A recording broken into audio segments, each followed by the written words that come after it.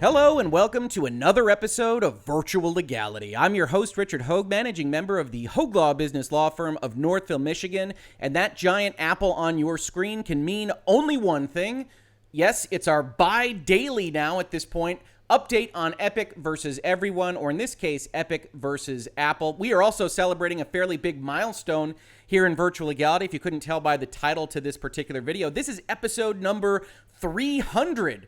And the channel has only really existed since 2018, so we are moving along. The video game industry and the rest of the pop culture industry continues to give us a lot of good, fun things to talk about in this space. So if this is your first visit, thanks for dropping by. And if this is your 100th visit, thank you so much for supporting the channel. Episode 300 is fantastic, but we are just getting started. So leave your likes, leave your dislikes if you disagree with something that I've said either in this series or in this video in particular. We love engaging with our audience, and thank you so much for being on this ride so far. Without any further ado, let's jump into this particular story. If this is your first episode in Virtual Legality, I don't know why you're jumping in on Epic versus Apple here on video number 12 in this series, but if you'd like additional background, please do check out our playlist, Epic versus Everyone, the Fortnite antitrust lawsuits. To cut a very long story short, in this particular case, Epic has put its game Fortnite on the stores of Google Play and the Apple App Store with a little button that says pay Epic directly for a discount, skip out on Apple, skip out on Google, don't let them get their cut for having our game available on their store. As you can imagine, Apple and Google took offense to that, kicked Fortnite off of their stores, and then Epic stood ready with a federal antitrust lawsuit that they filed against both Apple and Google. As of this past Monday, as you can see in this very last video, Fortnite out, Unreal in. The judge in the Epic versus Apple case decided that Apple couldn't take certain actions against Epic with respect to their affiliate accounts and their Unreal Engine accounts in particular, but could keep Fortnite off the store and, as we will see, perhaps do a little bit more.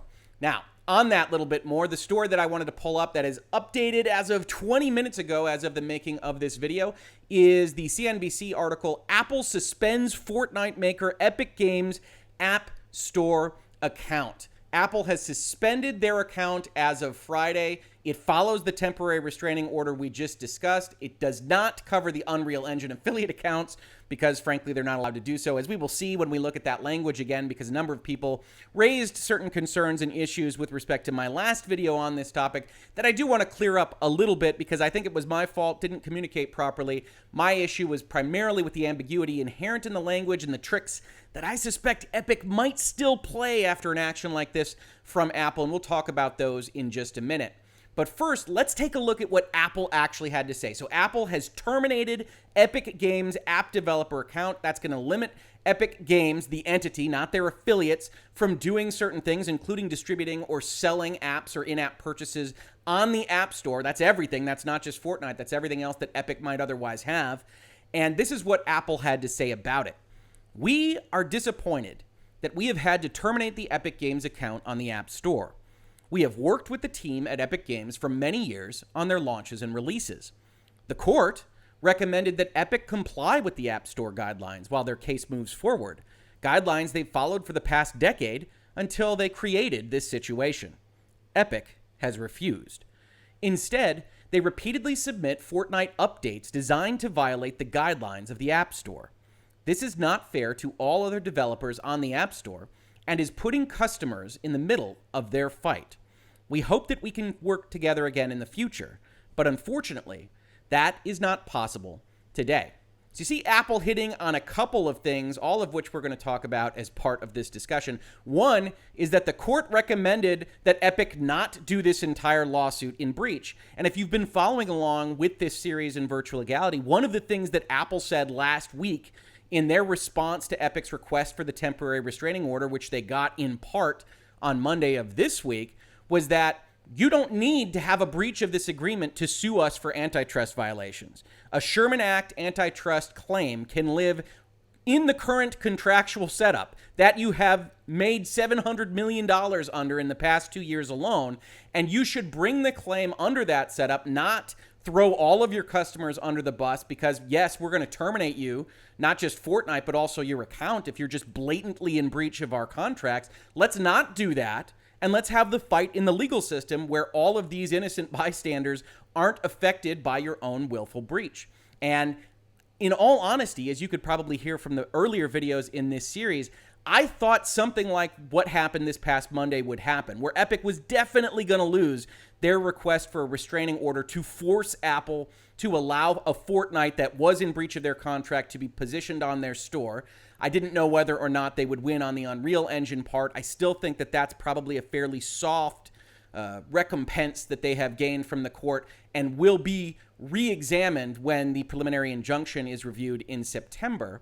But ultimately, Epic hasn't decided to change Fortnite back, and that's where I thought they might do that. They lost their temporary restraining order on Fortnite. They can put it back the way it was. They can work with Apple as they have worked with Apple for the past couple of years. They can continue their lawsuit, and that, in all honesty, is how a normal, rational business would behave in this circumstance. Epic is not acting what I would describe as rationally, and that's one of the problems that I have, and certainly a number of the problems that people have raised in the comments, which says, hey, Rick, this specific section reads this way, this reads that way. I don't think that your analysis is correct because you're looking at ambiguity where it doesn't exist.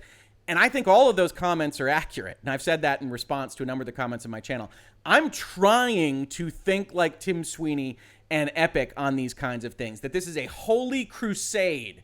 And so if it's a holy crusade, I can justify basically anything that I want to do if I can squeeze just a little bit through just a tiny loophole that maybe an ambiguity in the language that the judge offers to me provides. So if I'm Tim Sweeney, I'm looking at things a little bit differently than I might be looking at them if I'm Rick at Hoeg Law, because I agree with a lot of my commenters that say you're going too far. That's not really what that says. I think all of these arguments would be losers for Epic at the end of the day.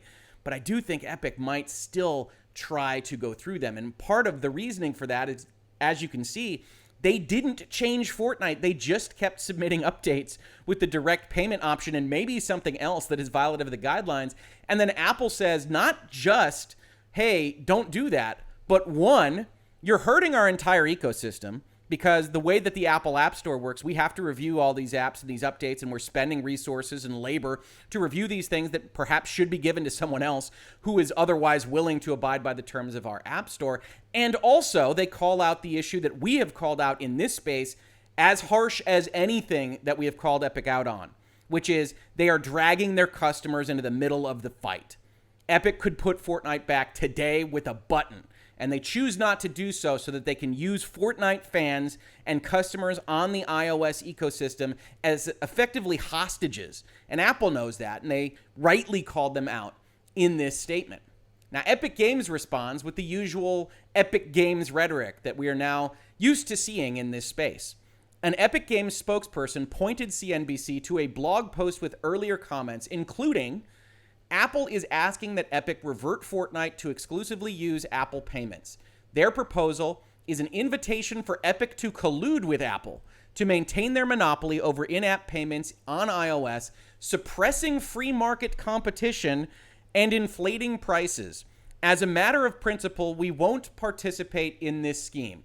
And this was actually a blog post, thank you to CNBC for linking to it, that I hadn't seen get updated. This is actually their mega drop fact. Their frequently asked questions related to the mega drop. This is a page that I had looked at before, but they keep updating it and changing it to reflect whatever particular fight they feel like having at that moment in time. You can see just from the headline here that it has all of the rhetoric and holy crusade that we now expect from Tim Sweeney speechifying, including the headline, Why We Fight, which is very reminiscent of effectively World War II ad campaigns and other things that you might otherwise know from pop culture, like perhaps Starship Troopers. And I think this has roughly the effectiveness of the appeal to that particular war. So check out that movie if you haven't seen it, or that book if you haven't read it. They start out by saying Epic gave Fortnite players on iOS a choice between Apple payment and Epic Direct Payment, passing on savings to direct purchasers. As we noted earlier in the series, not all of the savings, some of those were going to Epic. Apple retaliated by blocking Fortnite updates on iOS devices and threatening to prevent Epic from creating software for all Apple devices, not just on Fortnite, but all of our games and Unreal Engine 2. And look out for September, because I think Apple's going to have some counterclaims for Epic on that particular injunction as well. Then they say what we saw in the CNBC article. Apple is asking that Epic revert Fortnite to exclusively use Apple payments. Their proposal is an invitation for Epic to collude with Apple. No, it's not. And I see this kind of phrasing in the comments to my videos all the time. Collusion is concerted action among market competitors to set prices. And this isn't that. This is just a price negotiation between one competitor and another. You agreeing to that price that is pro-offered to you in the marketplace is not collusion any more than my agreeing to pay $60 for the new Avengers game from Crystal Dynamics is colluding with them to set a $60 price point for that product, or perhaps all of video games at large. It's a ridiculous argument. And so when they say as a matter of principle, we won't participate in this scheme, it continues down this irrational crusader course that I can't fully understand from a corporate fiduciary duty perspective. Epic is not going to win its temporary restraining order, its preliminary injunction, or any other action to get Fortnite placed back in the store as it stands with a direct payment option before the court. The court has already established that. As we looked at it, in their specific ruling this past Monday, Epic Games moves this court to allow it to access Apple's platform for free while it makes money on each purchase made on the same platform. While the court anticipates that experts will opine that Apple's 30% take is anti-competitive, that's the expertise that they will likely bring to the court, and there are experts that will say anything, the court doubts that an expert would suggest a 0% alternative. Not even Epic Games gives away its products for free. The judge specifically says that all of this, the why we fight, and we are going to collude with Apple on a price, is complete BS. And Epic knows that. They aren't dumb. Okay, that's another thing that has come up in the comments to my videos. I do not think that Epic is dumb. I am having trouble dealing with their irrationality because I think they feel a lot more strongly about their case than they should. And even a great law firm like Cravath can only tell a client so much. The client is the boss at the end of the day. But Epic isn't dumb. They are doing this and they are marketing this in this fashion for a reason. They want to be seen as the rebellious upstarts. They want to claim whatever the clean hands, good faith doctrine is out there in the court of public opinion. That Epic is the good guys, Apple is the bad guys. Down with Apple. They're trying to keep you from your banana agents and help us fight this fight. That as a matter of principle, we are taking down this scheme of pricing access to a piece of hardware that another company created. Now, as we go forward and look at a little bit more of this particular action, it's important to go back to what Apple said about the court and its recommendations, right? The court absolutely believes that Epic should not be breaching this agreement right now. They don't have the ability to claim irreparable harm because, as the court says, self-inflicted wounds are not irreparable injury. The current predicament appears of its own making. Epic Games does remain free to maintain its agreements with Apple in breach status as this litigation continues. They are welcome to breach the agreement, but Apple is welcome to look at what it has for breach and terminate things like the Epic Games account as they did today. As the court said, the sensible way to proceed is for Epic to comply with the agreements and continue to operate while it builds a record. Epic Games further admits that the technology exists to fix the problem easily, that Epic Games would prefer not to litigate in that context with the problem fixed, with their customers satiated for right now, without that leverage and what they deem to be pressure from Fortnite fans on Apple. Despite the fact that they don't want to litigate that way, it doesn't mean that the fact that they can't right now means that irreparable harm exists. Epic cannot just set up a breach condition and then claim that they are harmed by the breach that they created. Apple is exactly correct on this, and that's what's so surprising about what Epic has done today. Now, the other thing I wanted to point out, because this is an action where Apple has cut off Epic Games. As CNBC says, the suspension means Epic Games can no longer submit games or updates to games like Fortnite for publication to the iOS and Mac app stores. While people who already have the game installed can still play it, they just won't get any updates. Players also can't buy any in-game content. They also can't play the new Fortnite season, which recently launched. Apple said that Fortnite's users have been directed by Epic Games to contact AppleCare, and that those requests have caused refund quality issues and support problems for Apple users around the world. Because Epic is in breach of their agreement, Apple has to deal with exactly what to do with this money, especially if it has already been remitted to Epic as part of the payment process for in-app purchases. So Apple owes a certain obligation to its customers, but has to go get that money back from Epic if they owe refunds to those Apple customers in the first instance. It's creating a large headache for Apple, and a headache of Epic's own making. So don't be surprised if Apple winds up bringing that up in their September discussion on preliminary injunctions. But one of the things that I had said in my earlier video was that this temporary restraining order was not written the way I would have seen it written. And what it does is it says Apple and all persons acting with Apple are temporarily restrained from taking adverse action against Epic Games. And then it says how. With respect to restricting, suspending, or terminating any lowercase a affiliate of Epic Games, such as Epic International, what we know as SARL, the affiliate account that bears the same tax ID number, phone number, contact information, and access as the Epic Games account to Apple's developer program, that Apple can't take an action against them on the basis that Epic Games has enabled in-app payment processing in Fortnite through means other than IAP. So one of the things I said in my prior video was I don't like the way this is written, because ordinarily you would just target this at the affiliates of Epic Games. You probably should define what you mean by affiliate, especially when there are all of these kind of ambiguities around whether or not two different teams within one entity that shares the same tax ID constitute different affiliates. Or as I said in the comments to my prior video, hey, look, if you're Epic Games and you're just trying to figure out a way to operate under this temporary restraining order, get Fortnite back in the store and maybe block Apple from doing anything, could you claim that the Fortnite team is a separate affiliate? It's not Epic Games Inc. It's a team that develops Fortnite. They have their own team ID number. What does affiliate mean in this context? Usually in the law, we would say it's a different entity, and ultimately the court would likely say it's a different entity. But Epic, remember, is on a holy crusade. Why we fight? We will not collude with the enemy. And so if you're Tim Sweeney, how do we do this? Or maybe if you're Epic Games, you look at this and you say, all right, Apple has decided to terminate our account. Maybe we bring another action against them because this language here says you can't take an adverse action against Epic Games.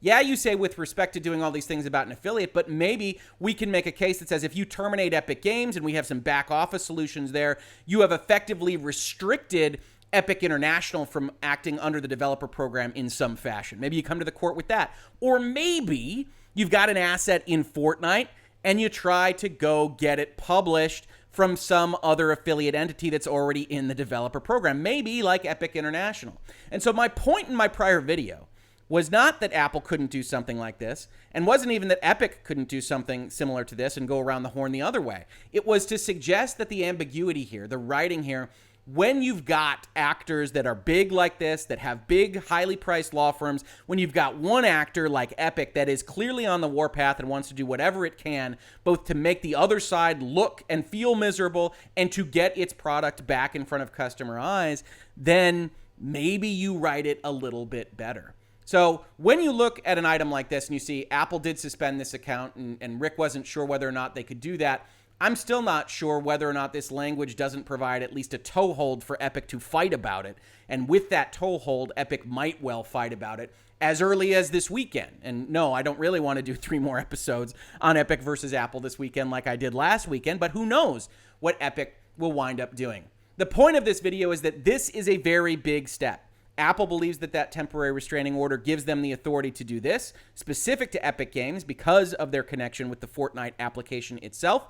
I tend to agree that that's what the language says, certainly what the spirit of the language says, and so I would back Apple in being allowed to take this kind of step with the judge, but judges don't always like it when big sea changes happen when they just issued a temporary restraining order on very similar, if not identical grounds. So don't be surprised if Epic just decides to file something saying that Apple shouldn't be allowed to do this regardless of what the clearest reading of that language might say. Which is all to say, Epic versus Apple, episode 300, clearly going to be deep into the 300s, maybe up to episode 400, going on with this lawsuit because Epic doesn't appear to be going anywhere, and they don't care that Fortnite isn't available on iOS because they could hit the button this second, or maybe 2 seconds before Apple terminated their account, and get Fortnite back up on the store. The fact that they have chosen not to do so suggests a certain amount of irrationality that makes analysis from a legal standpoint all the more interesting, but also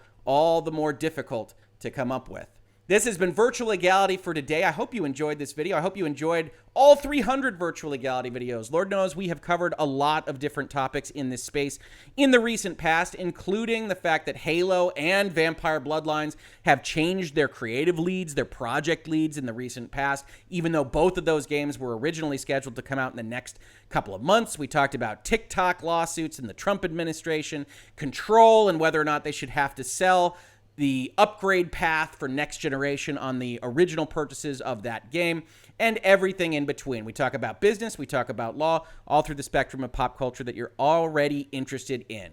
If you caught this on YouTube, thank you so much for watching, and if you listen to it as a podcast, thank you so much for listening. And I will catch you on the very next episode of Virtual Legality. Virtual Legality is a YouTube video series with audio podcast versions presented as commentary and for education and entertainment purposes only.